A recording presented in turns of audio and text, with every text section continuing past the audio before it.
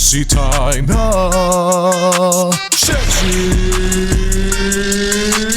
Mega.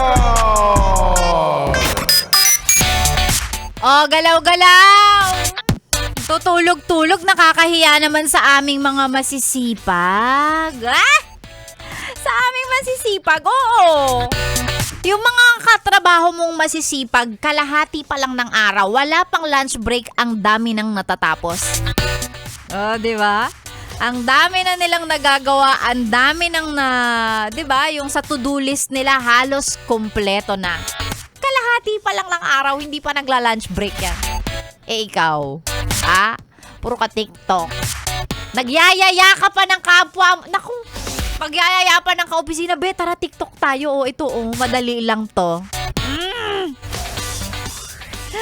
Ay, nako. Namamaging pare-pareho tayong productive ngayong araw na to. At pag meron kang katrabaho na marami nang nagawa, halos tapos na yung trabaho niya, at ikaw marami pa, alam mo kung ano susunod mong gawin? Pagawa mo dun sa katrabaho mo na wala nang ginagawa kasi tapos na yan eh. Be, tapos na. Tapos ka na sa ginagawa mo. Tulungan mo ako dito. Yan. Ang galing. Tulungan kasi tayo dito. Alam niyo na, sa isang team, no, pagdating sa trabaho, para maging okay, no, yung trabaho at performance ng team, nagtutulungan dapat. Pag yung isa tapos na sa trabaho niya, tutulong dun sa iba. Dun sa mga tamad.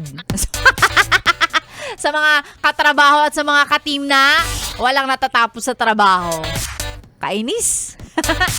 Ay nako, bago kayo tuluyang mag-lunch break ngayong oras na to, gusto ko kayong pasalamatan. Sinamahan ninyo si Sexy Megan ngayong araw ng Tuesday. Bukas ulit. Kahit holiday, hindi tayo papatinag. Hindi tayo mapipigilan. Hindi talaga. Magwo-work at magwo-work pa rin tayo. Bukas yan. Pero syempre, alam ko sa mga kanina pa nag-aabang, mga yes friend, eto na ang pinaka-aabang